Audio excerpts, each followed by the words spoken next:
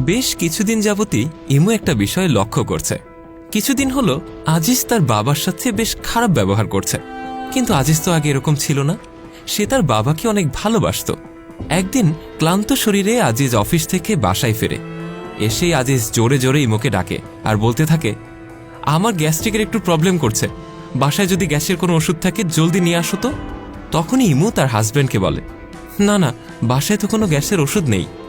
আজিজ সাথে সাথেই তার বাবাকে ডেকে বলে, বাবা, শরীরটা খুব খারাপ করছে, তুমি কি পাশের এক দোকান থেকে গ্যাসের ওষুধ নিয়ে আসতে পারবে?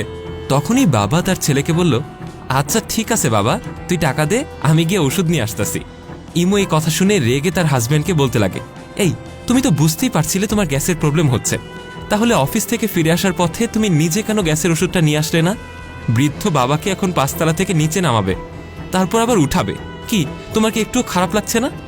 আজিজ তখন কিছু না বলেই সেখান থেকে চলে যায়। এরপর একদিন আজিজ ছুটির দিনে বাসায় বসে বসে টিভি দেখছিল এবং অনেক এনজয় করছিল। এ সময় তার বউ এসে তাকে বলে, এই আমি রান্না করছি, তুমি একটু ছাদ থেকে কাপড়গুলো নিয়ে আসো না।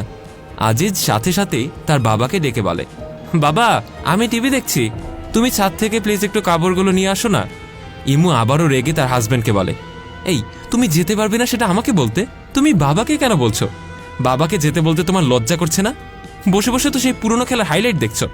বাবা আপনাকে যেতে হবে না, আমিই যাচ্ছি। লাট সাহেব ঘরে বসে পুরনো খেলার হাইলাইট দেখুক। তখনই বাবা মুচকে এসে বলল, আরে না মা, তোমাকে যেতে হবে না, তুমি থাকো, আমিই যাচ্ছি। বাবা চলে গেলে ইমু তখন তার হাজবেন্ডের দিকে তাকিয়ে ভাবতে থাকে, না না, মানুষ কত বড় নির্লজ্জ হলে তার অসুস্থ বাবাকে দিয়ে সিঁড়ি দিয়ে উঠিয়ে কাপড় নিয়ে আসতে পারে। রাতে খেতে বসে আজিজ আচার না পেয়ে জোরে জোরে বলতে লাগে, কি আচার কি নেই নাকি?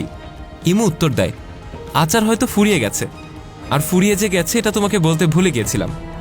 আজিজ তখন অবাক হয়ে বলে, এই তুমি জানো না আচার ছাড়া আমি খেতে পারি না। উফ, একদিন আচার না খেলে কোনো সমস্যা হবে না, খাও তো। এ সময় আজিজের বাবা খাবার টেবিলে এসে বসল। আজিজ সাথে সাথেই তার বাবাকে বলে, বাবা একটু নিচে গিয়ে আচার নিয়ে আসতে পারবে? তুমি তো জানো আমি আচার ছাড়া একদমই ভাত খেতে পারি না। ইমু এবার তার হাজব্যান্ডের উপর রেগে গিয়ে বলতে থাকে, তুমি যেন পেট ভরে খেতে পারো তাই তোমার বাবাকে খাবার টেবিলে বসতে না বসতেই তোমার আচার নিয়ে আসার জন্য অর্ডার করে ফেললে।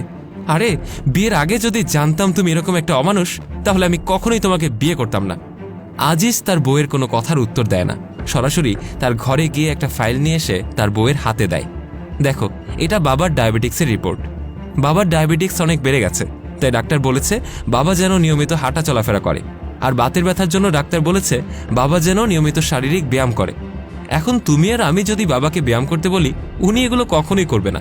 তাই আমি বুদ্ধি করে বাবাকে সিঁড়ি দিয়ে রোজ উঠানামা করাই, যাতে বাবার একটু ব্যায়াম করা হয় আর শরীরটাও সুস্থ থাকে।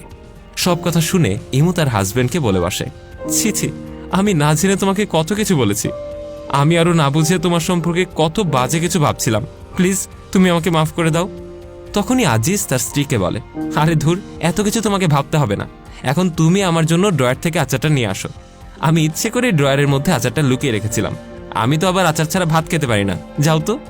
এই কথা বলেই আজিজ মুচকি হাসল। ভিডিওটি ভালো লেগে থাকলে লাইক, কমেন্ট এবং শেয়ার করতে ভুলবেন না।